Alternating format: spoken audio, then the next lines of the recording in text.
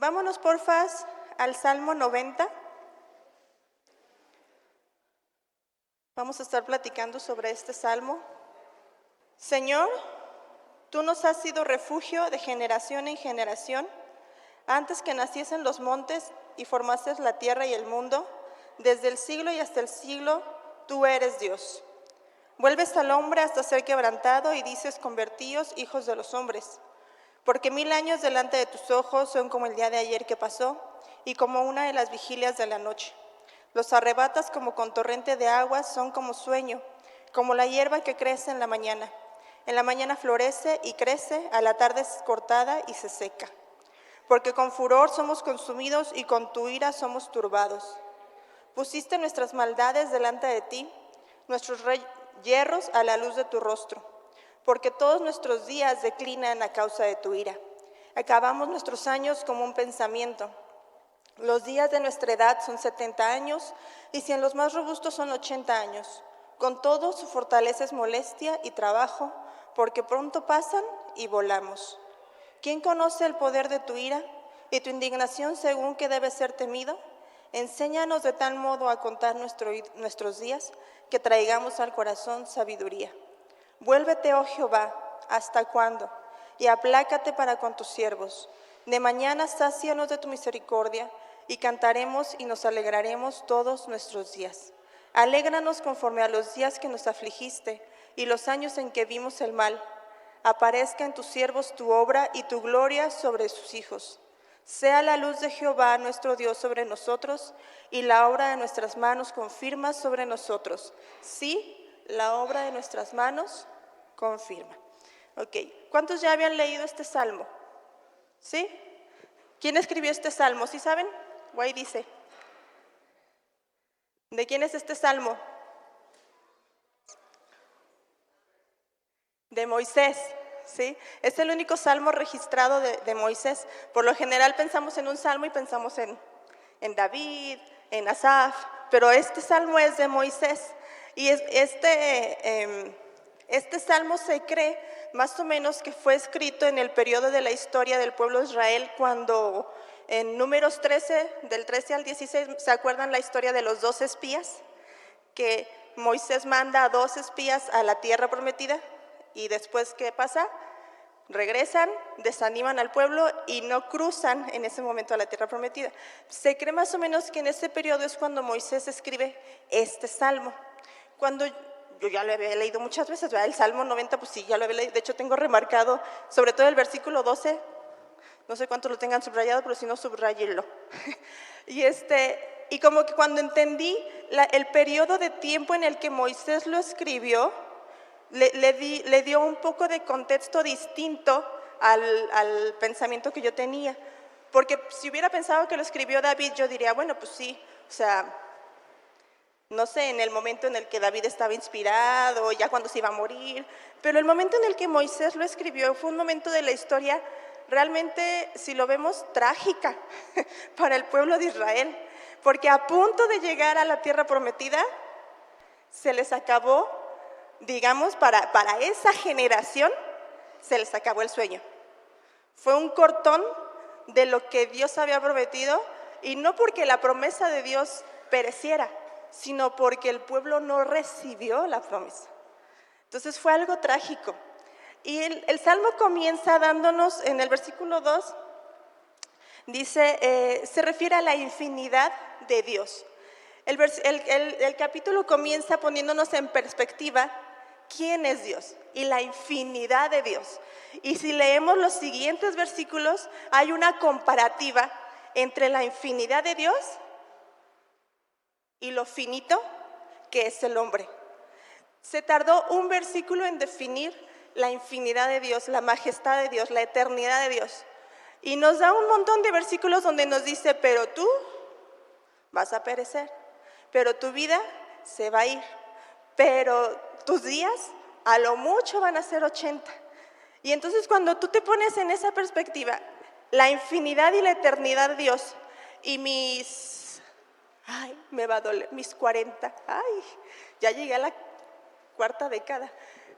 No sé cuántos tengan, los más chiquitos aquí, de 20 y tantos todavía, en la década de los 20, pero pone en perspectiva eternidad e infinidad de Dios.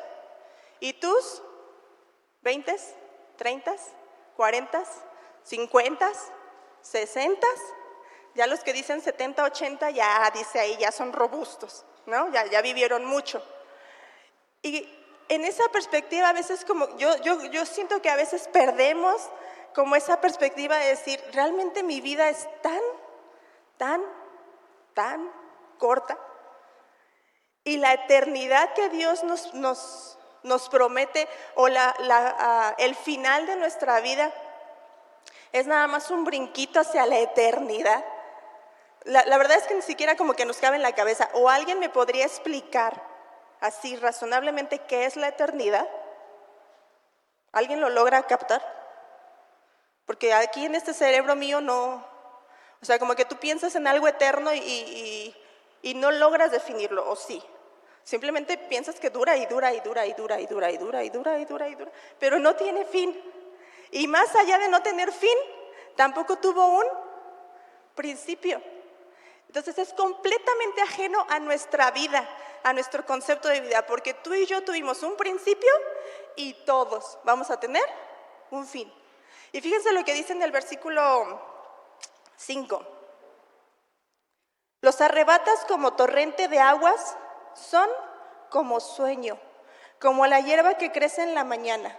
En la mañana florece y crece, a la tarde es cortada y se seca. Así define Moisés nuestra vida. Un torrente, un súbito, algo de repente. ¿Han visto esos, o les ha tocado pues esos chubascos así que tú sales y dices, parecía que no iba a llover y se viene así un chubasco y duró 30 minutos, se quitó y ya como que parece como que ni llovió? Así está diciendo que es nuestra vida. Llegaste de repente, hiciste tu argüende y de repente ya no estás, se fue. Luego dice como un sueño. En un sueño, ¿qué sucede cuando tú estás dormido? ¿Vas tomando el tiempo? En un sueño, cuando tú te duermes, ¿necesitas estar viendo el reloj? ¿Qué pasa en un sueño? El tiempo realmente se pierde. Tú ni sabes cuánto tiempo. ¿A cuánto les ha pasado que te acuestas y te despiertas y dices, ay, como que parece que dormí 10 minutos y dormiste 6 horas? Porque realmente en el sueño el tiempo no cuenta. Tú pierdes la noción del tiempo cuando estás dormido. O dices, me voy a acostar nada más 15 minutos y te jeteas 1 hora, ¿no? Y ya cuando, ay, se me pasó el tiempo. Porque el sueño no tiene, pues digamos, en nuestra mente físicamente, pues sí pasa el tiempo, pero nosotros no tenemos noción del tiempo. Y así es la vida, como dice aquí Moisés. Es como un sueño. No sé cuántos les ha pasado que de repente volteas y dices, chis, ya tengo tantos. O sea, ya pasó tanto tiempo desde aquella vez. Ya ha pasado tanto desde, no sé, por ejemplo, desde que entregué mi vida a Cristo. Llevo más de 10 años caminando con Jesús. Y volteas y dices, ¿y luego? ¿Qué he hecho? ¿Qué onda con mi vida? Porque así es la vida. De repente te despiertas y te das cuenta que el tiempo voló. El tiempo se fue, ¿sí? Y como la hierba perecedera, que a veces, fíjense, todavía ni siquiera dijo las florecitas, es hierba, ni siquiera es muy bonita que digamos, es una hierba, dice ahí, ¿no? Y la Biblia, vez tras vez, nos está hablando de esta parte como de hacernos despertar, de hacerte de que nos demos cuenta de la limitada y finita que es nuestra vida, con un propósito. No, la Biblia no te muestra y te dice, se te van a ir los años para que te deprimas y digas, ay, no, pues ya llegué a mis 60, ya otros 20 que viva y pues ya, lo que Dios quiera. No, cuando la palabra nos exalta y nos hace ver, porque en muchas otras partes dice, la vida es como neblina, la vida es como hierba, y te está diciendo, es porque necesitamos estar alertas y saber aprovechar bien el tiempo. Porque de verdad, cuando Dios da vida, Dios no da vida solo porque sí. Él es un dador de vida, sí, pero con cada vida da un propósito. Con cada vida, yo me imagino, cada que alguien nace en esta tierra, nace un sueño de Dios en esa persona. No es nada más un aliento nada más, ¿no? Porque la palabra dice que Dios sopla aliento de vida. Y no se refiere nada más a que empezaste a respirar y tu cuerpo se activó y ya, circula sangre por tus venas y estás vivo. Dice que Él da de su aliento de vida. Entonces Él está dando vida a esa persona con propósitos específicos, con sueños específicos, con planes concretos. Cada uno de nosotros somos un sueño de Dios. Mi mamá tiene un cuadrito ahí en la sala que no recuerdo quién se lo regaló, pero la vez que yo lo leí, así como que me hizo ahí, porque dice, nuestra vida es un regalo de Dios, pero lo que hacemos con ella es nuestro regalo para Él, ¿no? Dios te regaló la vida y te lo dio en un paquete con toda el instructivo, sí, pero con todas las piezas necesarias para funcionar correctamente, para que ese sueño que Él tenía pudiera echarse a andar, y te la dio. Y a nosotros nos corresponde agarrar el manual, saber dónde va cada pieza, poner las cosas en su lugar y activarlo y trabajarlo para lo que fue diseñado. Y entonces cuando tú eres ese regalo bien armado, bien formado y bien funcionando, llegas delante del Padre y dices, mi regalo, ¿no? Lo que tú me diste, aquí está. Incluso la parábola de los talentos nos enseña a ni siquiera darle nada más lo que te dio, sino incluso multiplicar aquello que Dios te ha dado, ¿sí? Pero a veces la verdad yo creo que somos tan inconscientes del tiempo que cuando te das cuenta no has terminado de armar tu regalo. No tienes las piezas en orden, no has puesto las cosas como deben de ser y tal vez no sé, tal vez tú eras un soporte para celular y andas cargando una pantalla de 42 pulgadas, ¿no? Y no estás cumpliendo con la función que Dios diseñó para ti. ¿Estamos bien? Vamos a Isaías, porfa, del 6 al 8, perdón.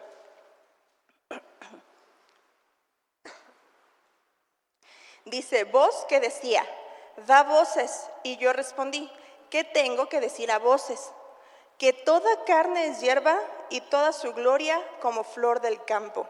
La hierba se seca y la flor se marchita, porque el viento de Jehová sopló en ella.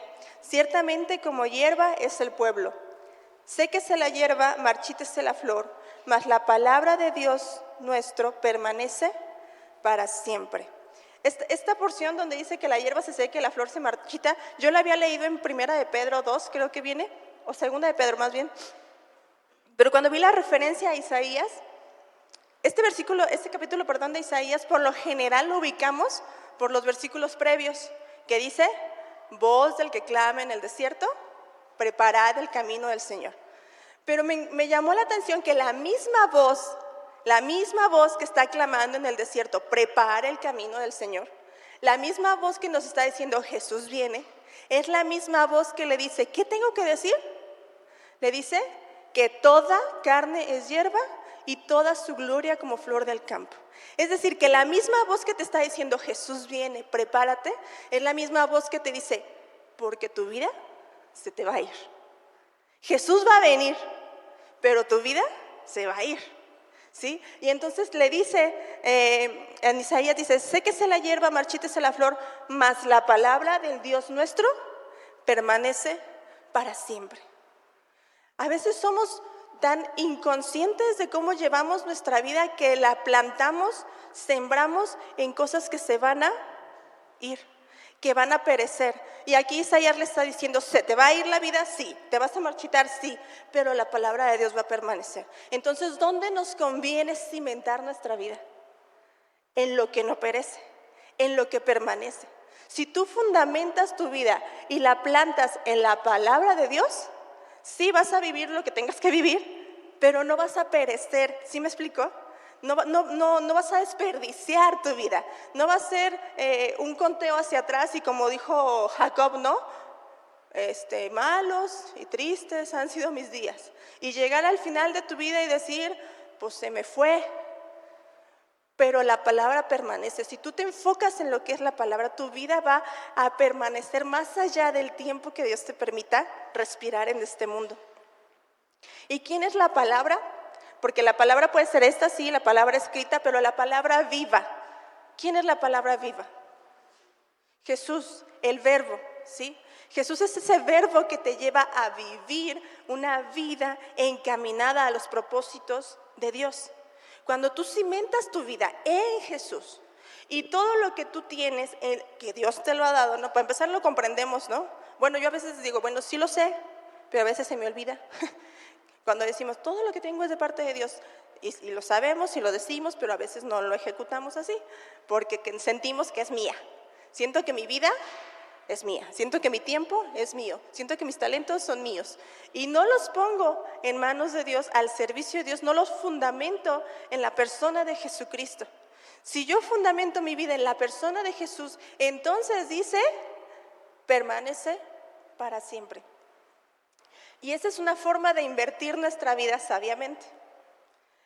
Constantemente en nuestra vida hacemos inversiones. Y no estoy refiriéndome a dinero. Si tú eres bueno invirtiendo lana, qué bueno, luego me prestas. Pero la vida se invierte en un montón de cosas. ¿En qué puedes invertir tu vida? ¿En relaciones? Porque las relaciones cuestan y cuestan mucho. Cuestan tiempo, cuestan dinero, cuestan esfuerzo, cuestan un montón de cosas. ¿Inviertes tu vida en estudio? ¿Sí? Hay muchos no van, muchos así de no, en eso no. ¿Inviertes tu vida en ejercicio, por ejemplo, en mantenerte sano? ¿Inviertes tu vida, en qué se les ocurre? Invertir tu tiempo en el trabajo. La mayoría se nos pasa en el trabajo. ¿Inviertes tu vida aquí? ¿No? ¿Cuánto tiempo le inviertes? ¿A cuántos les aparece tu tiempo en pantalla? Ay, no, a mí me cae re gordo ese. Cuando me aparece, esta semana subió 6%, yo, ay, me enojo conmigo misma. Porque yo sé que eso que dice ahí fue una pérdida de tiempo. ¿Sí o no? La verdad. Digo, porque si se entretiene uno, pero así que tú digas qué productivo fue, pues no. Y lo invertimos. La cosa es que no entiendes que lo inviertes. Una inversión, se me fue el financiero, pero ¿alguien aquí sabe de finanzas? Tampoco está tu marido. Pero, a ver, Andrés, cuando tú inviertes, ¿qué sucede? ¿Esperas qué? Una ganancia, ¿no? Y por lo general eso que inviertes, ¿te regresan lo mismo? Se supone que tiene que haber un excedente, ¿no? Algo que va subiendo. Yo invertí 1,000 pesos y al cabo de un año por lo menos espero recibir 1,000,10 mínimo, ¿sí? Entonces cuando tú inviertes tu vida en algo, es natural que haya un regreso de esa inversión, ¿sí? Si tú invertiste 2 horas de tu día, no 24, de las 18 supongamos, 2 horas de esas 18 aquí, son 2 horas que ya no van a regresar, ¿estás de acuerdo? ¿Y estás consciente de que no van a regresar cuando estás metido aquí? ¿Estás consciente? Si estás consciente y entonces conscientemente dices, voy a perder 2 horas de mi vida. ¿Sí? ¿O lo haces inconscientemente? La mayoría de las veces somos inconscientes. La mayoría de las veces es inconsciente, simplemente es algo a lo que ya estoy acostumbrado y lo hago, invierto sin darme cuenta que estoy invirtiendo y que tarde que temprano esto me va a regresar. ¿Cómo me regresa, por ejemplo, hablando del celular, cómo me regresa? Con más demanda. Cada vez que paso 2 horas, al rato quiero pasar 2 horas y media, al rato quiero pasar 3 horas, al rato quiero pasar 4 horas y voy incrementando, ¿sí? Cuando yo invierto en una relación, claro que estoy esperando también regresar, que me regresen algo de atención, de tiempos, de cuidado, de un montón de cosas, ¿sí? Cuando yo invierto en un estudio, estoy esperando que al final de los 4 o 5 años me den un título que me pueda servir para poder salir y decir, estudié esto, necesito o puedo trabajar de esto. Cuando yo invierto en el trabajo, obviamente espero que al final de la semana, de la quincena, del mes, me den una lana para poder subsistir. Siempre hay algo de lo que tú inviertes, siempre algo te regresa. Ahora, ¿cuánto tiempo invertimos en la palabra? Así, el grillito. ¿Cuánto tiempo inviertes en la oración? ¿Cuánto tiempo inviertes en de verdad buscar relaciones con tu familia de la fe? Y a lo mejor no los veo porque veo cada cara. A veces no pensamos nuestras inversiones. No hacemos inversiones sabias. ¿Cuánto tiempo inviertes? Yo tengo apenas desde enero, principios de enero, mediados más o menos de enero para acá, que todas las mañanas me siento con mis hijos y mínimo son 15 minutos, agarramos el YouVersion y nos sentamos a hacer devocional. Y han sido 15 minutos diarios. Realmente tú dijeras, ay, que es bien poquito, pero es una inversión consciente que yo sé que va a traer cierta ganancia. Y son 15 minutos que vieran que a veces me cuesta pararme de la cama. Yo digo, ay, otro ratito, porque pues, que al cabo hasta que yo los despierte no hay problema, ellos se pueden quedar. Y hasta yo digo, bueno, como buena madre, los dejas descansar otro ratito, ¿va? Porque las criaturas, ¿qué culpa tienen? No, y a veces la verdad mis hijos no están de muy buena gana. Están en el sillón y están así como que… Y les pregunto, a ver, ¿qué entendiste? Nada. Entonces, ¿cómo que nada? ¿No? Pero son 15 minutos que fueron decididos, planeados, direccionados con una intención. Cuando tú inviertes en cosas vanas, vas a recibir cosas vanas. Cuando tú inviertes en cosas eternas, vas a recibir cosas eternas. Entonces, ¿dónde están tus mayores inversiones? ¿En qué realmente estás esperando recibir ese dividendo? Porque muchas veces invertimos nuestra vida para pensar que a los 65, ¿o cuánto? ¿Sí, no? 65 uno se jubila supuestamente. Y empiezas a invertir todos tus 30, 40, 50 años esperando jubilarte a los 65. ¿Y qué recibes? Pues tu jubilación y se acabó. Pero no vas a recibir nada más, ¿no? Estás invirtiendo en cosas vanas. Ahora, no quiero decir que nos vamos a salir todos de trabajar, que no vamos a hacer nada, ¿no? Y que nos vamos a poner a orar y a leer la Biblia todo el día. Pues claro que no.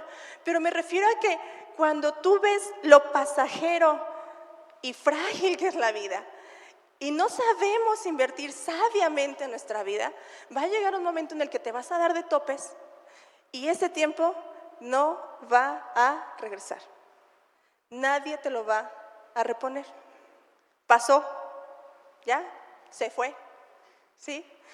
Yo me acuerdo, hace poquito le decía yo a Oscar, estaba yo con la nostalgia porque mi hijo, el más chiquito, tiene 10, en unos meses cumple 11, y yo estaba así toda nostálgica de decir, ¿se me fueron los hijos? O sea, bueno, no, los hijos no, ahí sigue, no, los niños. Y dije, ya no tengo niños. En unos meses ya se acabó Pau Patrol y se acabó todo ese argüende, ya no hay. Al rato ya me van a empezar a platicar las mamás de las caricaturas y yo ya no voy a saber de qué me están hablando, porque ya no va a haber niños en casa. Y volteo para atrás y digo, 10 años, o sea, ¿qué son 10 años? Nada. Bueno, los que tienen 20 dicen, pues sí, la mitad de mi vida, pero los que ya llevamos más allá, ya tú dices 10 años no son nada. La infancia dura así, ¿no? Y es tan importante, tan sustanciosa y dura tan poquito. Y a veces somos demasiado faltos de sabiduría para aprovecharlas. Y la palabra nos insiste en que fundamentemos nuestra vida en lo no perecedero, la palabra de Dios. Vámonos porfa a Santiago 4.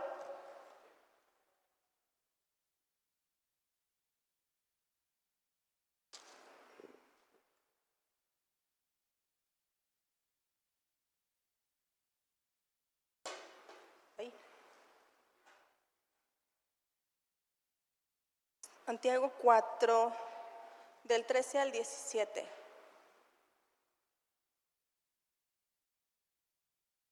Déjenme ver si la tengo en otra versión.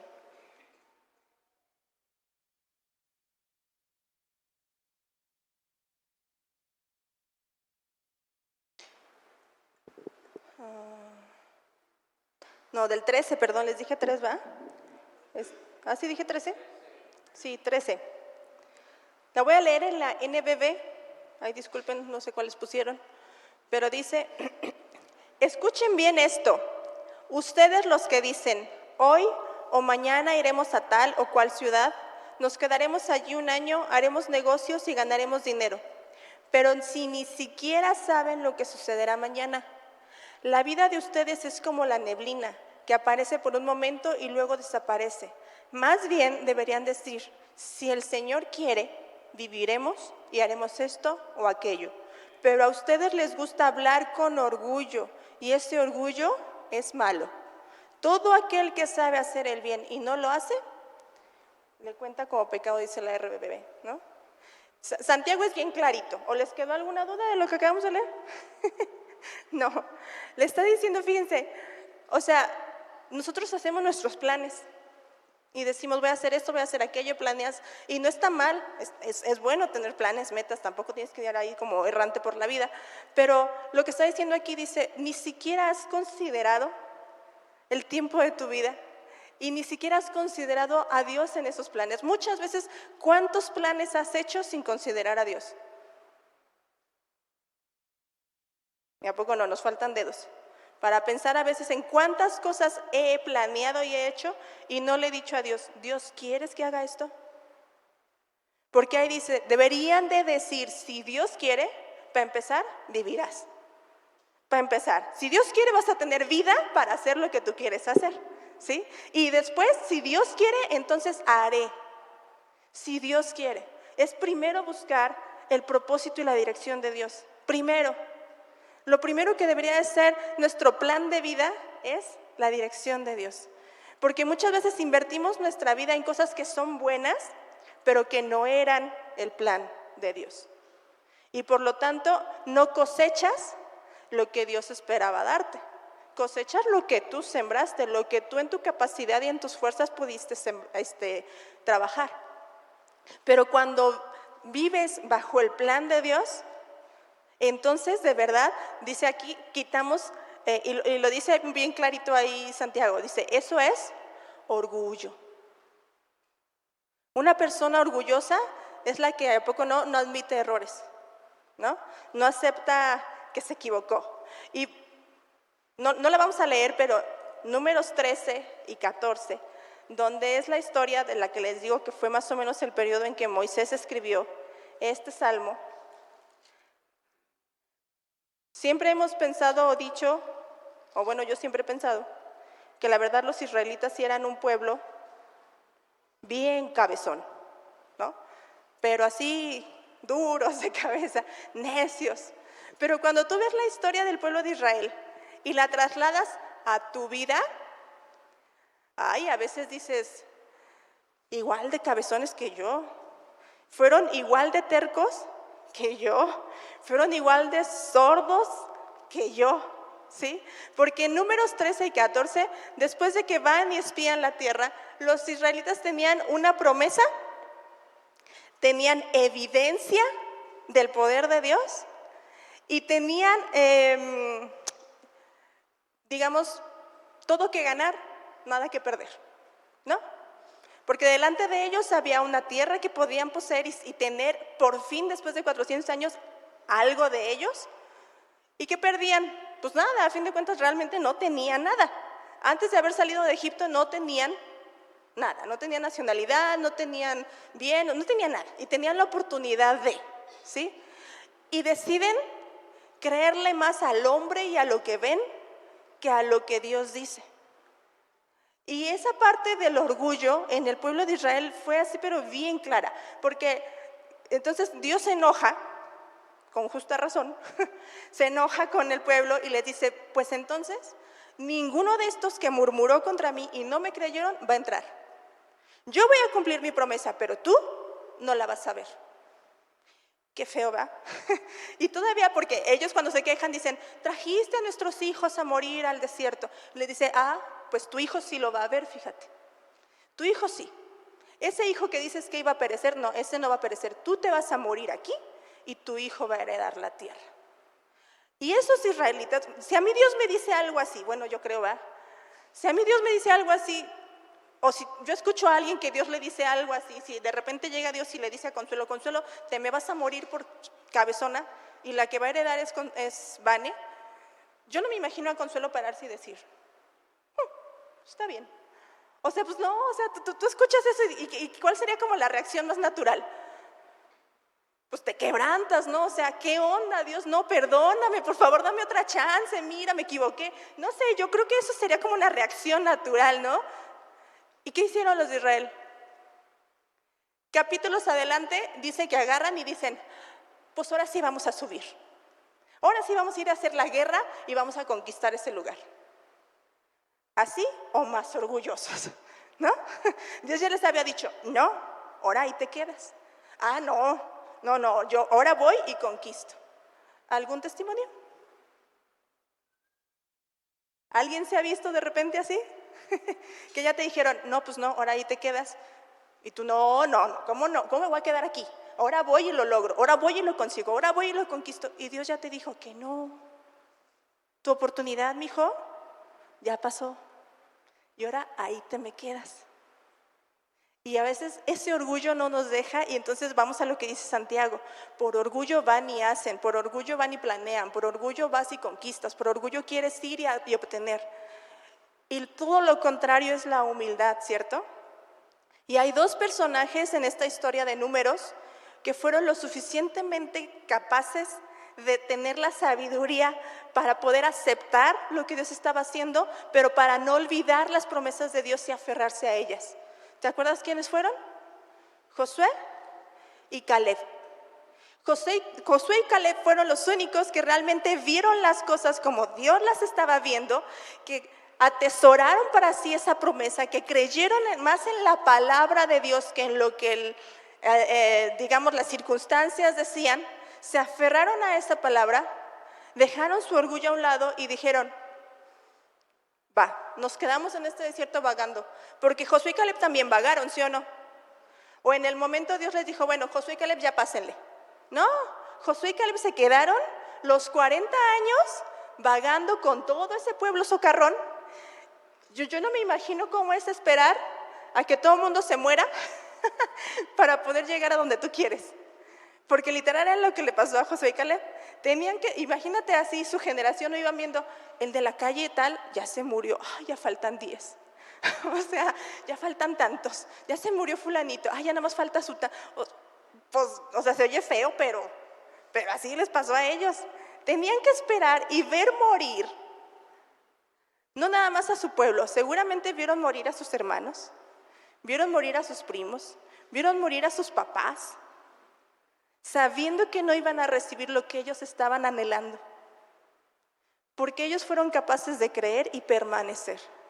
Ahora, esta porción nos enseña que en el desierto tú puedes ser de esos dos, de alguno de esos dos, porque el desierto nos va a tocar a todos. Cuando Dios nos saca de Egipto, nos rescata y nos da una promesa de llegar a su tierra prometida, sí o sí vas a pasar por el desierto. Sí o sí, tienes que atravesar el desierto. Pero ¿cómo lo vas a atravesar? ¿Lo vas a atravesar porque fuiste un burro socarrón y te quedaste dando vueltas? ¿O lo vas a atravesar como Josué y Caleb, teniendo una certeza de a dónde vas a llegar y que en ese proceso del desierto eres fortalecido? Porque después en Josué 13, 14, cuando ya empiezan a conquistar, dice que Caleb llega con Josué y le dice, ¿te acuerdas? ¿Te acuerdas lo que Dios me prometió? Dame ese monte y lo voy a conquistar. Y Caleb en ese momento, ¿cuántos años tenía? 80. Tenía 80 años y le dice, porque hoy estoy tan fuerte como hace 40 años cuando Dios me lo prometió. ¿Qué le hizo ese desierto a Caleb? Lo fortaleció, lo maduró, exactamente. Esa fe que él ya tenía no se quedó a ese nivel. Porque tú ves a Josué y Caleb, y bueno, por lo menos para mí son un ejemplo de fe, de que a pesar de todo lo que vieron más grande a Dios de lo que vieron las circunstancias, y eso es fe. Pero la fe que tenía Caleb no se quedó ahí. Esa fe, año con año, paso por paso en el desierto, se fue fortaleciendo, al punto que cuando él tenía 80 años, que tú y yo podríamos decir, pues ya a los 80 ya, ¿para qué pelea? ¿No? Pues ya que le dé chance a otro, ya como dicen, no, ya está, roba aire. O sea, ya a los 80 ya para qué, hombre, ya. Sí, Dios te lo prometió, pero pues no pelees tanto ya. No, Caleb llegó con la fortaleza de decir, lo voy a conquistar. El desierto lo vamos a atravesar, pero ¿cómo quieres atravesarlo? O bueno, tal vez no lo atravieses, tal vez te mueres ahí. Porque toda esa generación vagó. ¿Qué es vagar? Ir sin rumbo, ir pasando, ¿no? Ahí vas viviendo, vivir por vivir, como dicen, sin un propósito, sin un sentido, sin una dirección correcta, simplemente vas vagando. Y tú ves a un vago, ¿y qué piensas? Bueno, yo veo a un vago y digo, qué desperdicio de vida. Yo eso pienso de un vago, ¿no? O sea, qué desperdicio de vida. Igual si de repente dices, ¿qué le habrá pasado como para que ande muy traumadito de estar para andar vagando? Pero aquí en la palabra lo que le pasó al pueblo de Israel es que fueron necios.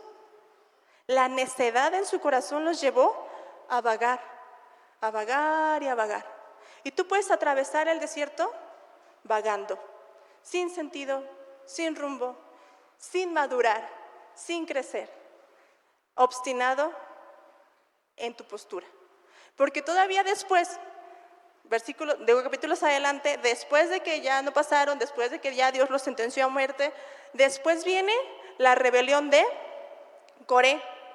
Cuando se levanta Coré, Datán y Abiram, y otro que no me acuerdo cómo se llamaba, y se rebelan contra Moisés y Aarón, y esa historia es impactante porque dice que la tierra se abrió y se los tragó.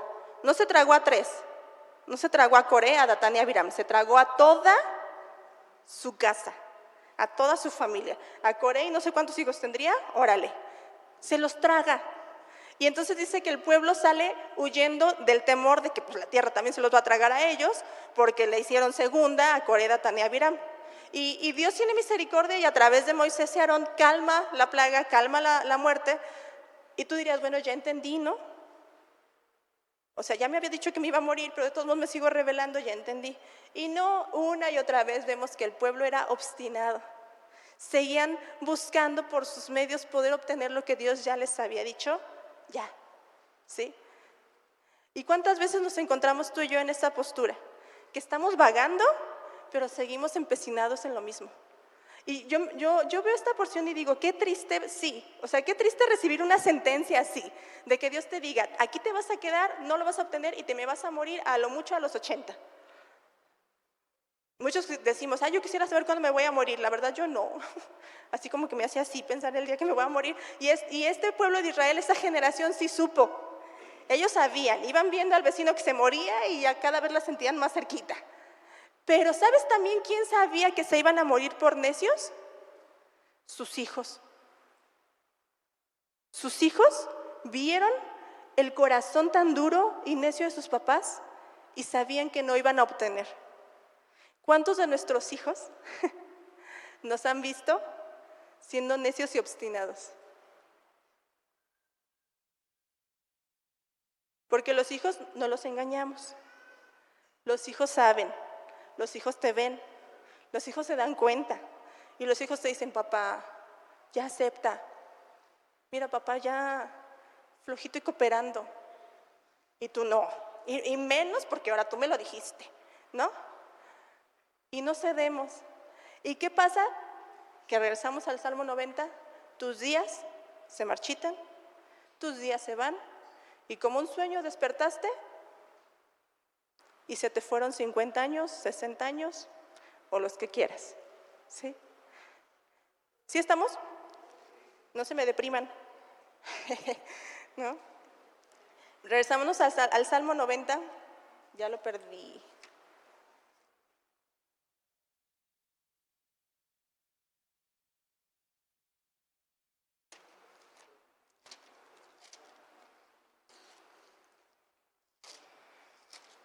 Salmo 90. Del 8 al 9 dice, ciertamente con sus ojos mirarás y verás la recompensa de los impíos, porque has puesto a Jehová, que es mi esperanza, al Altísimo, por tu habitación. Ay, no, estoy en el 91, perdónenme.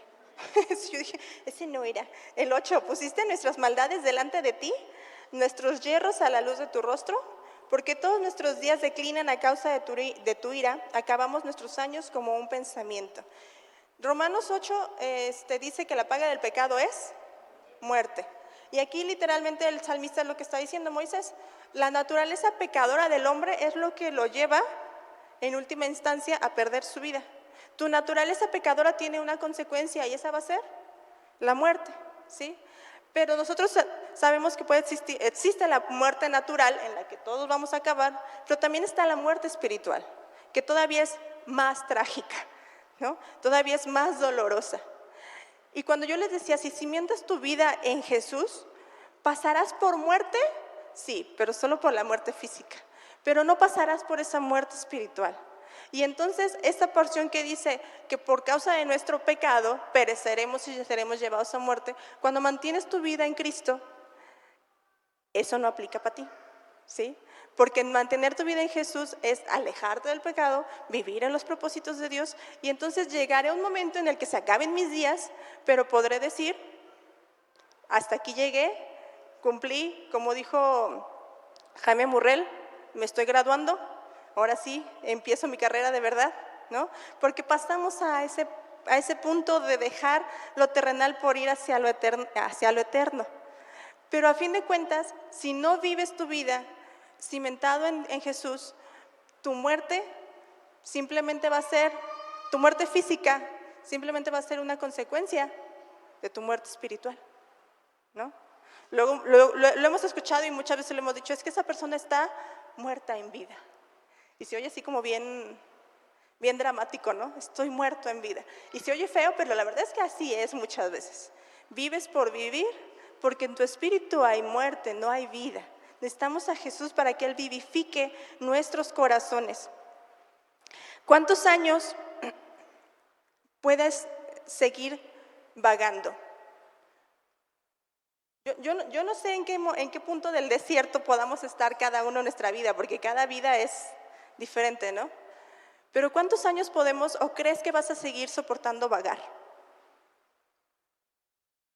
¿O cuántos años llevas fortaleciendo tu fe? Eso depende de quién, solamente de ti y Dios. Dios sabe el proceso y el punto en el que va a terminar tu desierto, pero tú vas como definiendo, dándole forma a esos tiempos en el desierto. ¿Cuánto tiempo podemos seguir vagando? Porque el tiempo de verdad es un regalo divino que muchas veces malgastamos y despreciamos. La ira de Dios constituye la reacción divina al uso irresponsable del tiempo por el hombre.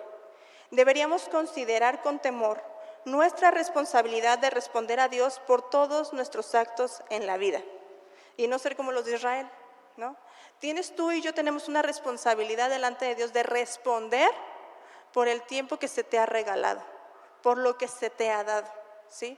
Y vámonos al versículo 12 del Salmo 90, que es el que tengo como remarcado un montón de veces, que dice, enséñanos de tal modo a contar nuestros días que traigamos al corazón sabiduría.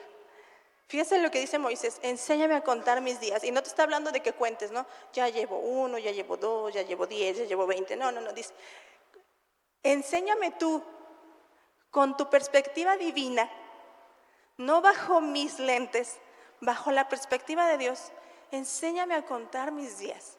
Y que eso, al ser yo prudente, pueda traer sabiduría a mi corazón. ¿Sabiduría para qué? Para aprovechar bien el tiempo, para invertir mi vida en lo que Dios quiere que invierta mi vida, ¿sí? La palabra de Dios en Proverbios 1:7 dice, el principio de es el temor a Jehová, ¿sí? Entonces cuando Moisés está diciendo que traigas a mi corazón sabiduría, ¿qué quiere decir? Que tienes que tener temor de Dios. Para tú poder almacenar sabiduría en tu corazón, primero tienes que tener temor de Dios, temor por las cosas santas, un respeto y una reverencia a ese Dios, ¿sí? Creo que todos entendemos este término del temor de Dios, ¿verdad? O sea, no es así como que Dios te habla y yo, no, sino de tener esa reverencia y ese respeto. Cuando tú tienes el temor de Dios en tu vida, dice la palabra que entonces podemos discernir entre el bien y el mal. Ejercitas tus sentidos, como dice Hebreos, en el hacer el bien y separarte del mal, ¿sí? Cuando hay temor de Dios, eso en automático va a traer sabiduría a tu vida. Y de verdad que necesitamos mucha sabiduría para poder llevar nuestros días. Y la sabiduría no tiene que ver con las canas ni con las edades. Yo he conocido gente joven muy sabia, pero porque son temerosas de Dios, ¿sí? Y también he conocido gente bien vieja que tú dices, no manches, de verdad, ya tantos años y todavía no entiendes. ¿A poco no? No lo voltean a ver. Pero a veces sí dices, o sea, ¿cómo es posible que tantos años en lo mismo y no capcha y no entiende? ¿Por qué? Porque no hay temor de Dios en su vida. Necesitamos buscar y cultivar el temor de Dios en nuestras vidas para poder traer sabiduría a nuestras vidas. ¿Con qué tanta sabiduría estás viviendo tu vida hoy? ¿O bajo qué sabiduría estás buscando guiar tu vida? Porque hay sabiduría buena y hay sabiduría mala. ¿Sí sabías eso?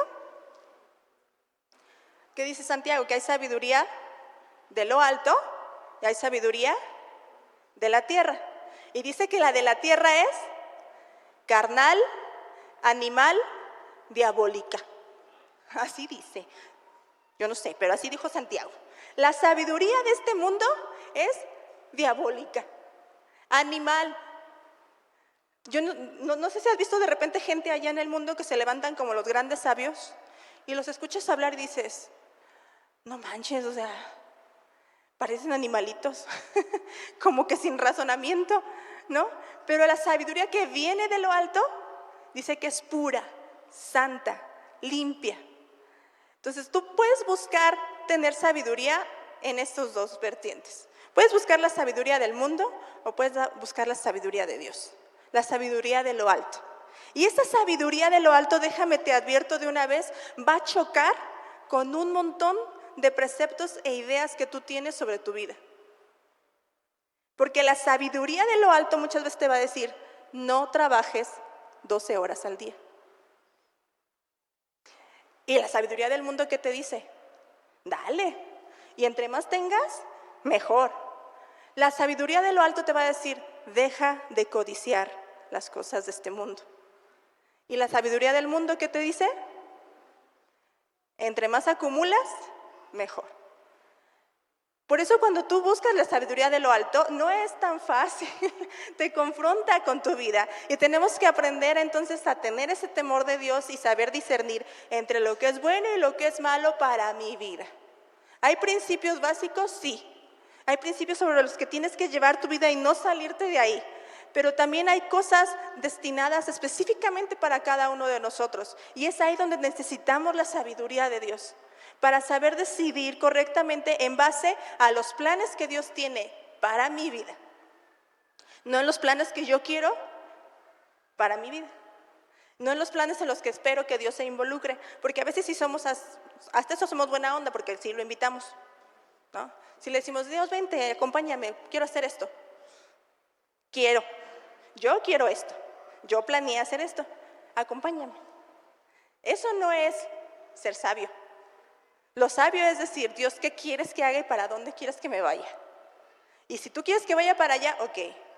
Nos decían en estas semanas en el altar, el Shema. ¿Qué es? Escucho y obedezco, ¿sí? Una persona sabia, decía mi abuelito era, según yo, muy sabio, pero decía mi abuelito, el hombre sabio no es el que tiene las respuestas a todo. El hombre sabio es el que se hace las preguntas correctas. El sabio no es el que cree saber todo. El sabio es el que puede cuestionar las cosas correctas. ¿Cuántas veces te has tomado un tiempo, te has sentado, has parado todo tu alboroto de vida y tu rutina y te has evaluado?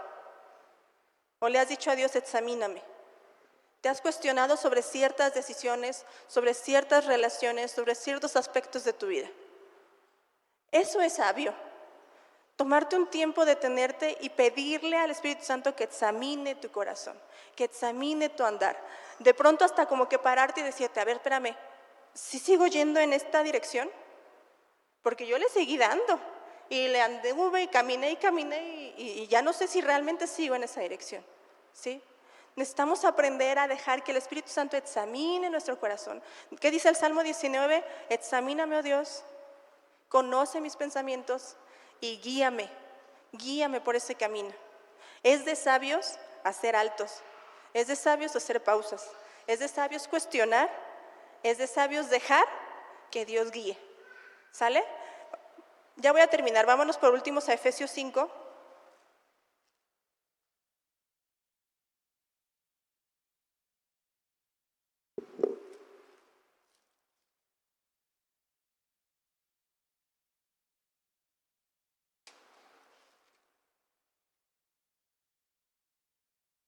Efesios 5, del 15 al 17, yo creo. Dice: mirad pues con diligencia cómo andéis, no como necios, sino como sabios, aprovechando bien el tiempo, porque los días son malos. Por tanto, no seáis insensatos, sino entendidos de cuál sea la voluntad del Señor. En la NBB dice: no sean tontos. Así de directo. Dice: no sean tontos, sino procuren conocer cuál es la voluntad de Dios. ¿Sí? O sea que, ¿qué? Que el que no conoce la voluntad de Dios es un tonto. Bueno, insensato, para que suene más bonito, más poético, ¿no? Pero te dice: aprovecha bien el tiempo. Y te hace la aclaración, porque los días son malos. Los días son malos. Y los días no perdonan. Un día más de vida en esta tierra, pero un día menos de camino a la eternidad, ¿no? Pero tenemos que aprender a aprovechar el tiempo. Y dice,